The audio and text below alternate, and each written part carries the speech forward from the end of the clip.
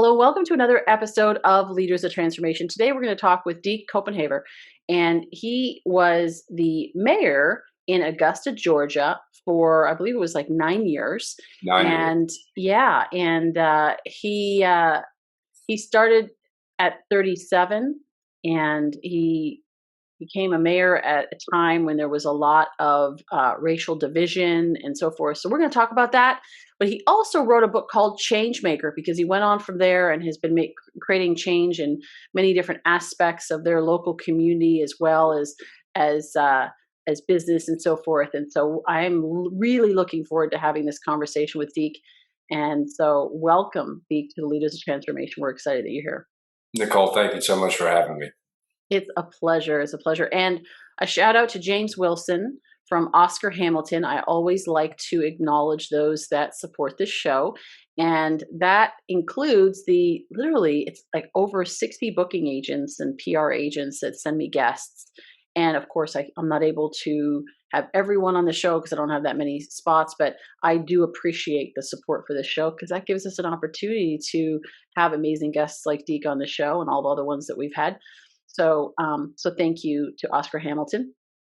So Deke, let's talk about, there's so much that I could pull out of your resume in terms of what you're doing, but I thought it'd be better kind of for you to explain it in terms of what inspired you to run for office and sort of like tell us a little bit about that journey. That's a great question, Nicole. So in 2004, I went through a program called Leadership Georgia, which is the oldest statewide leadership program in the nation. And locally, we had a very bad reputation for our local politics. So my graduation weekend in Thomasville, Georgia, in South Georgia, we had our third current or former elected official go under indictment. And so I thought, well, that's the straw that broke the camel's back for me. And if a position comes available, I'm going to run for it. So subsequently, the following year in 2005, our then mayor, Bob Young, became Southeast Regional Director for HUD, Housing and Urban Development. So he left that before his term had expired. So there was a race that year to fulfill his unexpired term. So I decided, I had all the leadership experience I needed. I had run a small business. I had run a nonprofit.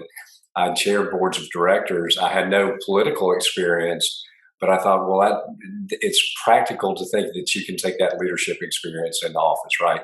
So I had not paid my dues, apparently. I was called into a back room and told by business leaders that I respected then and still respect that I shouldn't run because I wouldn't get African American votes, older people wouldn't vote for me, and younger people wouldn't vote because they just don't vote. And they were supporting another candidate. So I am very competitive. And I said, look, and they had told me that I'd be the best mayor of the group of candidates. But I said, look, I'm going to run and I'm going to win whether your guys are in the race or not.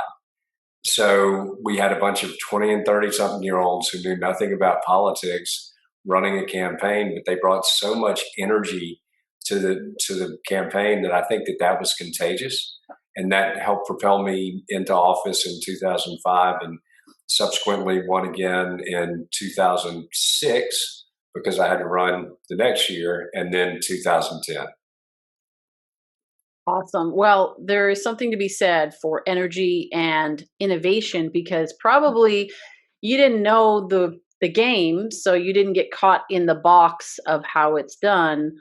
You could think outside the box as well and get creative on it. So I'm sure that that made a difference as well. And I think your integrity and other things, of course, had a big factor to it as well. So, but you call yourself a political agnostic. So, like, what do you mean? What do you mean by that?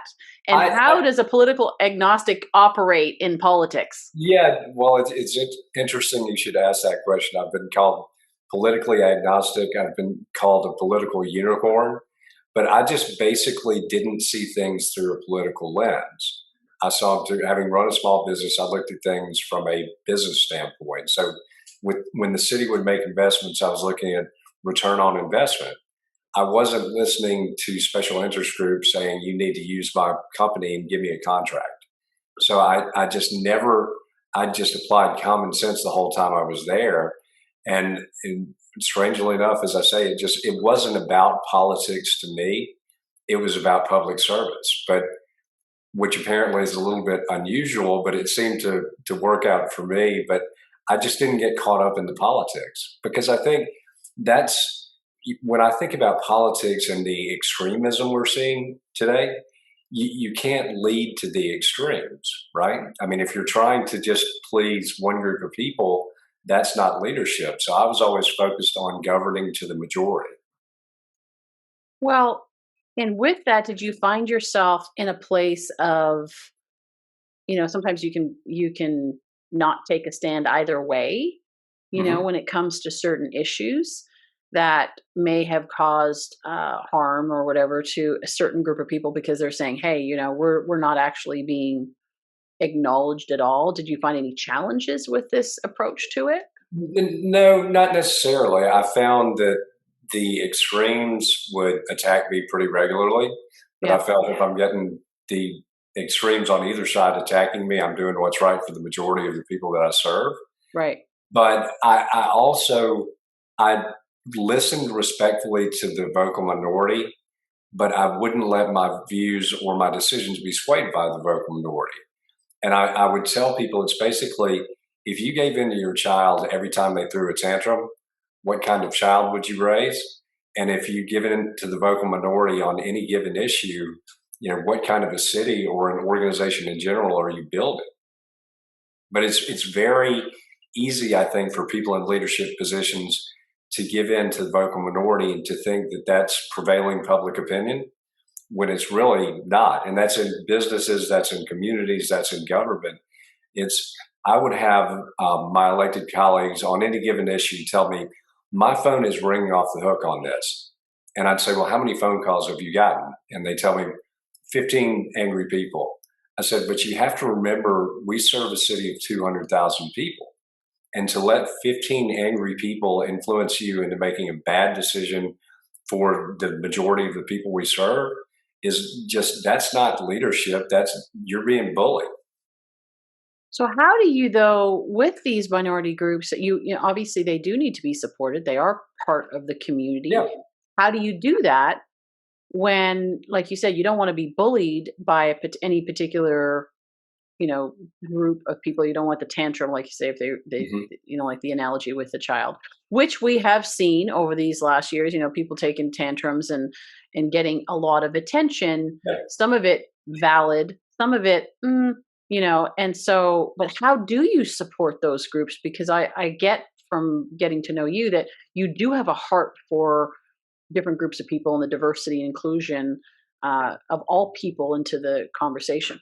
If you focus in any leadership role on serving the public good, the greater good with your decision making process, everybody's going to benefit in the end. I mean, I would use it as a teaching moment when I'd speak to kids.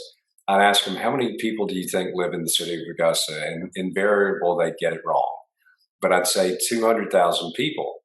So every decision I make is going to make somebody mad, but I can't let that stop me from making a decision. So you need to know going in any leadership position, not everybody's going to like what you do. I mean, but if once again focusing on serving the greater good, in the end, there's going to be something in that leadership style for everybody. Yeah. Now you wrote this book, The Changemaker. Hmm. What Tell us a little bit about the book, why you wrote it, who it's for, and sort of what people are going to get out of it by reading it. It's for leaders everywhere, and I'll tell you a funny story about it. So, for 5 years, I wrote a column on leadership for the Georgia Municipal Association, which is an organization that represents all of Georgia's cities. So, and Forbes contacted me. Forbes Books is the publisher, but about potentially writing a book. And I got the email, and I thought it was a joke or a scam. So I nearly deleted it, but I did reach back out to them. So they discovered me through doing online research, trying to find people who produce content on par with Forbes brand. And so they found me through my leadership column. So ironically, I had grown up, I've been a writer my entire life. I've written poetry. I really wanted to be an author as a kid, but instead I ended up being a mayor, among other things.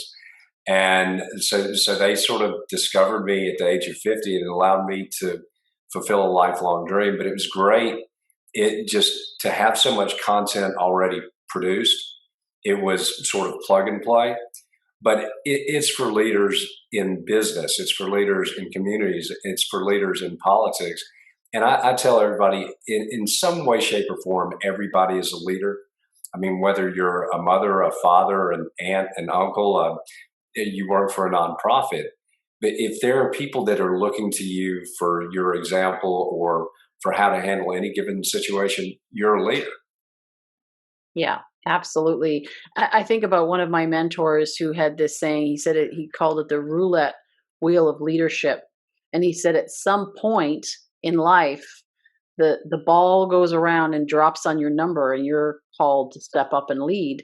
Exactly. So are you going to be prepared for that when Hmm. that time comes? And it's so funny that we oftentimes will think of leaders as people that run big companies or lead in government and so forth. But you're right. I mean, we're all leading our lives every day. And that's not to trivialize it, but that's actually to empower us. So, very powerful. I believe that every single person is capable of being a change maker, a leader of transformation. Everybody has unique value to bring to the world. That's the whole premise to everything I do, that their purpose in life is to bring that value, to learn and to grow, and to bring that value into the world. And so, yeah, I love that. Now, you mentioned about among other things. So, tell us a little bit about some of the other things that you work on now, because it's your stage has gone beyond Augusta, Georgia. It has. Well, it's interesting. My business model going into 2020 was I'm gearing up around paid speaking engagements. And so my first big national one, I was so excited, was at the University of Texas, El Paso. So their student engagement and leadership center had found the book organically the fall before that. And so I didn't know that they had found the book and were using it in their Powerful Pages program until I see students throwing it up on Instagram, which was a very cool way to discover it. But I reached out to UTEP. So they brought me in to speak, and I'm like, I'm going to be on university campuses all over the place. This is going to be great. Well, that was March 10th. So obviously, all my bookings for speaking engagements dried up pretty quickly. I'm sure lots of people had that same experience. But during those first few months, I have friends that wrote a best-selling book called "The Submarine Way: The Art of Building Better Leaders," or excuse me, "Diversity and Inclusion Through the Submarine Way." So the gentleman is former Navy and worked on a sub. So the premise of the book is working on a sub, a nuclear submarine, a bunch of 20-something-year-old kids.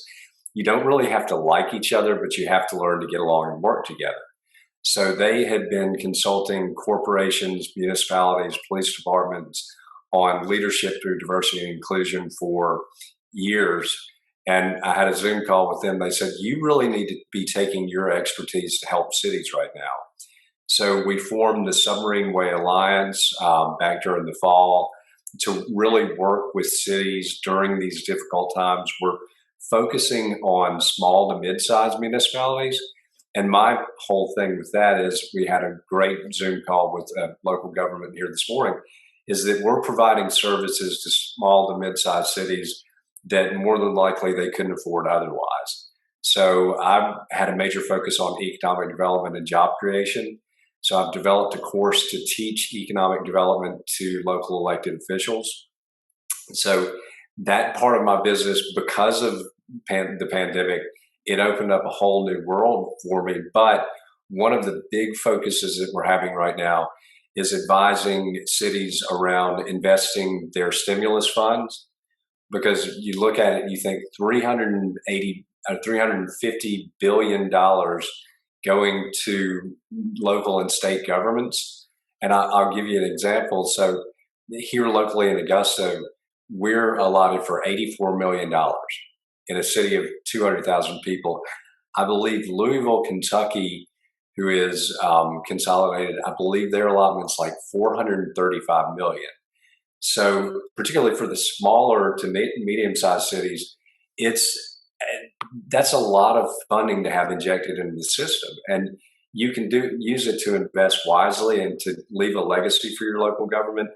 Or I think the funding levels, to me, those scares me tremendously because it opens it up for abuse. And I think, our team has a level of expertise that I'd say are unusual.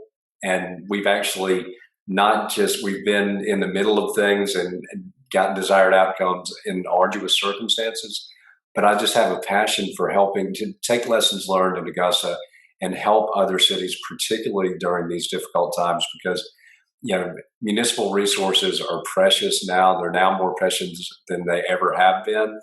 And I honestly just do not want to see cities wasting money Yeah. Well, and wasting opportunity, the and huge wasting up. opportunity they have. Yeah. Yeah. So what fuels this real and lasting change that we do need? Hmm. Um, where do you begin this? You talk about economic development, you talk about different things, even the book. So give us a little bit of a sense, because the people that are listening, of course, they are leaders of transformation. They're seeking to create transformation, Hmm. change in the space that they're in. They may be aspiring to, so they may be Yeah. already knee deep in it, or they might be Mhm. aspiring to it. And just for them to be able to understand the process so that they can learn from your experience. It really begins to me for me at the grassroots level. Politically, I think everybody's really just kind of tired of the hyperpartisanship. But really, it also begins with partnerships between the business community and government. I mean, there are things we can do at the local level. If you're a business owner and you want to help to transform your community, look to partner with other businesses as well as local governments. Unfortunately, sometimes business and government have an adversarial relationship. That's why I was fortunate that I came from a business background into the mayor's office and have gone back into the private sector, but it just has to begin at the grassroots level. And it has to take a leap of faith and a willingness to challenge the status quo. And that's what I share with transformational leaders or change makers. Somebody's going to tell you you're crazy. I'm sure that when I live in Augusta, Georgia, when Bobby Jones looked out over, a nursery and saw a world class golf club, that not everybody thought that that was a real good idea. So you have to have the courage to challenge the status quo. I was told here again that I had no chance of being elected mayor in Augusta, Georgia. But I look at everything I do in my life as an entrepreneurial endeavor. Running for mayor was, becoming an author was as well. What I'm doing to try to help local cities now is entrepreneurial. But there have been people that have told me at every turn, you're not going to be successful at that. You're not going to become mayor. You're not going to be a successful author. Well, it did go to a bestseller list. So, but don't be afraid to challenge the critics in the settings because they're always going to be there. Yeah, absolutely. Now, let's talk for a moment about politics, because I'd be remiss to not bring this up. I think with someone who is a former politician. Um, do you think that politicians, honest? I personally believe that people get into politics because they want to make a change, but somewhere, and they want to do something good, but somewhere along the line, things go sideways, and they end up, getting themselves into a situation where they're not fulfilling their promises. They're pulled in different directions with different agendas and all of this. So talk a little bit about that, and also from a perspective of not like judgment or criticism, which I know you wouldn't do, of course, anyway. But that's not why I'm looking at it. I'm looking at it from a standpoint of like what causes people that want to make a positive difference to go off track, because anybody is susceptible to that. I think temptation is part of it. And there's so much money out there in politics. And fortunately, I came in and I had some resources. I never had a lobbyist wine and dine me. I paid for my own gas. I paid for most of my travel expenses. But it goes back to something that was instilled in me by my father, who was my true north at a very, a very successful CEO, but a very ethical CEO as well. So he was the CEO of a company called Columbia Nitrogen, which was a fertilizer production company. And when we first moved to Augusta, I was born in Montreal, Canada. I was 4 years old. So he grew up on a farm, so he loved to garden. And he ordered a big load of compost to start his garden. And whoever delivered it left a brand new wheelbarrow with it, which I thought, being a 4-year-old kid, I'm like, that's cool. We're moving to this new town and people are giving my dad presents. Well, my dad sent it back. And I said, Dad, why did you do that? I thought that was so nice. He said, Deke, when you start taking things from people you don't know, it's a very slippery slope. And that stuck with me through my time in politics. But I think people run with the best of intentions, but once you start cutting deals and doing people favors, or somebody else does a favor for you, it can lead to a slippery slope very, very quickly. So how do we avoid this? What has to happen in order, from your perspective? And I'm not expecting you to have all the answers, but just No, from your perspective, is like, what do we need to do to clean this up? Seriously. I still would say I think campaign finance reform and term limits would help the situation tremendously, because you get people. I've heard so many people, and I've seen political office change people. I've seen other people that it hasn't. But you'll hear, well, I'm just going to run and I'm going to be in Washington for 2 terms, and then I'm coming back. And that doesn't seem to happen most of the time. And I think that's part because you've got the pressure of your political party telling you we need seniority, so you have to run again. So I think campaign finance reform, hopefully, maybe social media kind of levels the table a little bit, but there is just so much money in it. In 2010, I ran and asked people, because we were at the height of the recession, asked people to give money to local charities and not to my campaign, because I figured if they didn't know me after 5 years, you know, but it was great. So we ran a citywide campaign in the city of 200,000 people on $5,000. And I think it was basically the first carbon neutral campaign, because all we did was yard signs and asked people to recycle them afterwards. And one, doing it that way, going completely against the grain. So I think here I've shown it can be done, but I think honestly, it still starts at the local level, because sorting things out in Washington or in any other capital of any nation is not an easy thing when the system is so ingrained. Yeah, that makes a lot of sense. And wow, I mean, 5,000 to run a campaign, that is unheard of. I don't know a lot about it, but I know that I do know that is unheard of. That's amazing. And I think about, and maybe you take it for granted, because this your life, but there's gotta be a level, like you talk about integrity that you learned from your father. There's got to be a level of integrity. There's got to be a level of a measure of reputation to Yeah. be able to make that possible.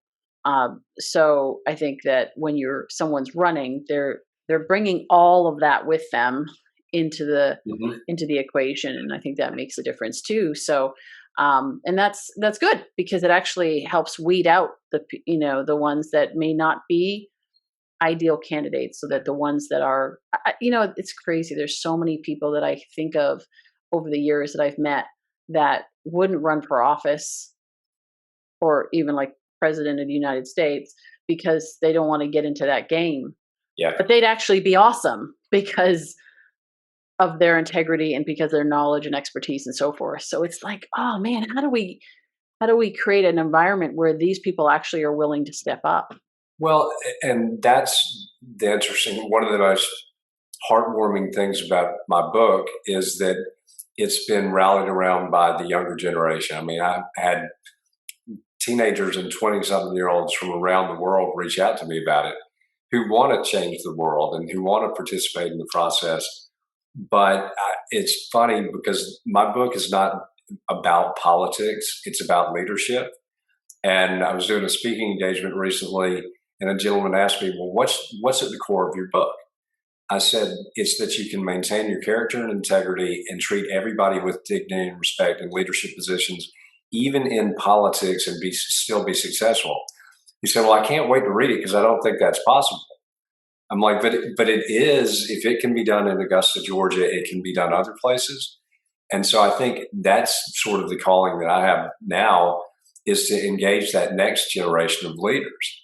And I understand how to the next generation, to millennials and the generation after them, politics and government are not attractive, frankly, because they've been sold to their entire lives and they want authenticity. And politics comes off, as the least authentic thing you can have. But I'd go to what you said earlier about the integrity. That's the thing to me, is that my father told me your word is your bond. And so if you say you're going to do something, you need to do it. Part of what spurred me on to run for office in the first place was in a vice presidential debate years ago. I had a girl who was a good friend of mine that was a teacher in an inner city school in Augusta. She had been nominated for Teacher of the Year. She was teaching first grade, but she would tell me what went on in her classroom. So the vice presidential candidate said, well, these are the 3 bullet points that we're going to use to fix the American education system.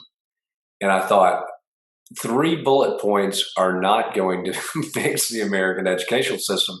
And go talk to my friend who's teaching in an inner city school on a daily basis and get her input on maybe how she thinks change could be done. But part of why I ran for office is I got tired of people telling me stuff, that they were going to do things that I knew that they couldn't or didn't plan to. Yeah, things that it sounded good and in terms of like a campaign, but Mm-hmm. logistically, practically speaking, and we've heard those even just over the last number of, the last year, right? Yeah. Promises. And you're going like, you're not going to do that. And I think that's where people are starting to see through that now, and get jaded. And like you said, the younger generation, I mean, I know even me, I'm not certainly the younger generation by any stretch of the imagination, but even like I look at it and I go, okay, what politician do I honestly, no disrespect, but like what Yeah. politician do I actually say, oh yeah, totally trust them, 100%, hands down. Well, I'll tell you a funny story about that I've told people. I couldn't understand when I first got elected that there were people that hated me that had never met me. I'm like, I think I'm a pretty nice guy, but they assumed I was a typical politician. So they didn't, realize that. But by the end of 9 years, those same people realized that I had not done it to further myself. I had done it to serve the public. I didn't do it to have a career in politics. So people came around after 9 years, but I agree with you. There's a stigma about being a politician, but there's a reason for that stigma. Yes. Well, okay. So one thing I want to bring up, and you kind of alluded to it there, is people hated you just because you were a politician. Yeah. Um, there's also another aspect to this, is that you are a white male, Mm-hmm. right? Which, of course, there's been a huge criticism towards, the white privilege, right, and so forth. How did you deal with this? Because you came into office at a point where there was huge racial division. We talked a little bit about some of the things in terms of your decision making, but how did you build trust and demonstrate? Well, we talked a little bit about it already, but to unpack that a little bit further, how did you demonstrate, like, I'm not leaning on that I'm Yeah. here to serve, and I'm here to serve even those that don't look like me, think like me, talk like me, not the same socioeconomic background and so forth. So that you are for the people, literally. I did continual outreach throughout the community. And, when people talk about, one of my focuses was on healing the racial divide, but we're a diverse community. And sometimes politically it's portrayed just that Augusta's black and white. And that is what our local government looks like. But we've got a large Latino community. I was the first mayor to ever attend the Latino festival in an official capacity. We've got, an Indian community. I was the first mayor to light the menorah for the menorah lighting. So it was continual outreach. And one of the things was too that I didn't call the cameras in all the time, and it didn't look. I wasn't doing photo ops. I was actually there in all these different parts of the community. Usually with nobody with me, I'd go alone, except for my executive assistant at times. So you can't fake sincerity. And Yes. I had a young man tell me yesterday, who's a firefighter. He said, I was working out in Y. And he said, I just wanted to speak to you. I've been coming here since I was 15 years old, and I've seen you here. And I just wanted to thank you for your service. And then he said, I can see your heart. And I think if people can see your heart, but if your heart's not in it, and going back to the younger generations, they've got a BS meter, a mile wide because they've been sold to their entire lives. So if you're not sincere and wanting to help them or to make a difference in the world, it's not like people can't sense that. Absolutely. Yeah, and it's interesting. There's a scripture about when you're giving, right, and you're being generous, or in some capacity, or you're helping the poor, or whatever it is that you're doing, is not to let the left hand know what the right hand's doing. And Exactly. so, because that's the only reward you'll get, right? And I was thinking about that when you did that. Just I was reminded of that, because I think that, especially in the social media world right now, everybody's like, "Hey, I just did this really cool thing," and now people are actually getting acknowledged to do the really cool thing. So it's like, are they doing it because they really have the heart for it, or are they doing it because it's something that they can get acknowledged for? Because it's kind of becoming popular to be generous, or to Yeah. be kind, or to do something really good. And so, but ultimately, you start to see through that the longevity of it. It's not just a flash in the pan, and it's a longevity of it. And so, I love what you said there, which is something that you just naturally did. But it's to really challenge ourselves as leaders of transformation and saying, are you doing it because you want the accolades, or are you doing it because you really feel a heart to do it? And do it for the right reasons, and the cameras will come. The the the notoriety may come, right? All that may come or may not, but it won't matter one way or the other. Some of the most amazing leaders of transformation I've had on this show are not those that have huge followings, but they're the ones that are grassroots. So when somebody comes to me and says, "Hey, I've got a huge following, 100,000 followers, or 500,000 followers, or whatever, and blah blah blah, and I want to be on your show," my radar is up, going, "So that's great, and how are you creating transformation?" That's how I always respond. It's like, "That's fantastic, congratulations, and how are you creating transformation?" Because that's what this show is about. And exactly. And I tell people, so Joe Riley, who was the longtime mayor of Charleston, South Carolina, was a mentor of mine. They called him America's mayor. But I remember him telling me once early on, he said, at the local level, governing bodies get bogged down in arguing over petty things that 6 months from now, and you can put this on businesses too, 6 months from now, nobody's going to remember what the fight was about. But if you focus on building things, that's what stands the test of time. So, in focusing on economic development, I can see tangibly the businesses I help bring in focusing on building a new library, a new exhibition center, a new judicial center. Those were tough fights, but I can physically see that. And talking to my team this morning about working in small to mid-sized city, I said the really cool thing is it doesn't. We're going to be gone, but to be able to come back in and see stuff on the ground physically that you were a part of, because once I tell people that the only power that any transformational leader should really focus on is the power to inspire, because no one person can do anything alone. And even if you've got the spotlight and 500,000 followers, that doesn't, if you're not, if people aren't working with you, you'd never have gotten to that point anyway. So you need to acknowledge that. But really, if you can inspire people to work with you, there's nothing you can't do. And I Absolutely. look to others for inspiration too. I mean, I love the younger generation because they're positive. They want to work together. I draw off of them. Hopefully, I can impart some wisdom on them, but really beneficial situation. Absolutely. Yeah, and I was just thinking about this idea of constructing versus destructing. There's a lot of destruction, there's a lot of fighting, pulling and tearing apart, and you never create success, you never create lasting positive impact and change that way per se. It's always through creating and building. It's what you build. You may have to tear something down. You Yeah. might have to tear the building down, but that's only part of the process. It's the first step to be able to, ultimately, the goal being to build something even better. Yeah, I'll tell you, Nicole, you'll appreciate this. I love to learn something new all the time. So I was having a conversation with a young lady who's a community development person in South Carolina. She's 30 years old, but she used to work for a law firm. And this is just an idea that I'd never heard, which is brilliant. But we talk about working across generations and, you know, getting the voices of the younger generation heard. So she worked for this major law firm.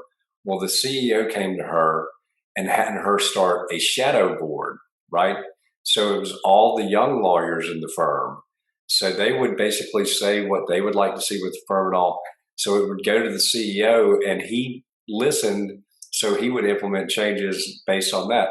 The partners in the firm never knew about the shadow board. They never knew that a lot of the decisions they were endorsing with regards to the firm were coming from all the younger lawyers. And I'm like, I grew up a punk rock fan. I'm like, that is so punk rock. I wish I'd thought about that. But what a great idea. Yeah, absolutely. And I would A say shadow board. the Hmm. CEO is showing great leadership in that Yes, situation. absolutely. Absolutely. Wow. Yeah, there's a humility that you need to have as a leader to be able to take input from that. So there's so much there. Well, Deke, thank you for coming on and just sharing a little bit of your perspective. And I think it was hugely valuable. I am inspired and encouraged. And I would encourage our listeners to go get a copy of Deke's book, The Changemaker: The Art of Building Better Leaders. Also, on Deke's website, he has a leadership assessment which you can take, which is also very informative. So I would encourage you that Deke-Copenhaver.com is the website, but we'll make sure it's on the in the Cool. show notes, of course, on the leadersoftransformation.com website. But Deke, thank you. I just like, yeah, you inspired me today, and it's encouraging. When we start thinking about the possibilities, the hope, there's a lot of talk right now about what's wrong, Hmm. what's not working, and to have a conversation and with someone from a clean, and it's a very simple message. It's a clear message. There's not a lot of yes, there's complexity to it, but it's not convoluted. It's a clean message that you're sharing that gives hope and offers hope based on your own experience. And so it is very inspiring to hear, like, we actually can do this. We can make positive change. It's possible, and now we just need to go and actually take action on that. And there's safety in numbers. And I think I view society as a bell curve. Most people are in the center of the bell curve, not skewed to the far left or far right. But so there are more people that want to see good things happen. It's just giving them platforms like yours to have a conversation. So thank you Hmm. very much for the opportunity to be here with you. My pleasure. And I absolutely agree. I think there's a lot more people that are wanting to work together, that are synergistic and looking for that unity than we realize. So, let's focus on that. So So awesome, awesome stuff. So, Deke, again, thank you. Thank you also to our listeners. You're the reason why we do this podcast. And so we appreciate you. We appreciate your support. If you like this episode, please leave us a rating and review on your favorite podcast platform where you're listening to this. But also share this. Share this with a friend. Maybe you've got somebody who has been frustrated about politics, what's going on in the politics, and maybe this will give them some encouragement. Somebody who might even be thinking about it. I do know someone in Canada right now who has stepped up and said, and who doesn't have a political background, he does understand some other aspects in terms of spirituality and entrepreneurship and so forth, and very wise, and and he's now getting into politics because he sees the need for it, and he's willing to step up. And so, sharing, I'll certainly be sharing this with him and make sure that he gets a chance to hear it. But I would encourage you to share it with those that may be sitting on the sidelines and saying, I don't know, what can I possibly do? Maybe this will encourage them to get off the sidelines and run for whatever the office is that their heart is. I That way we can make a greater impact together, just little by little, little by little. So I appreciate you. Thank you. And we look forward to seeing you in the next episode of Leaders of Transformation real soon.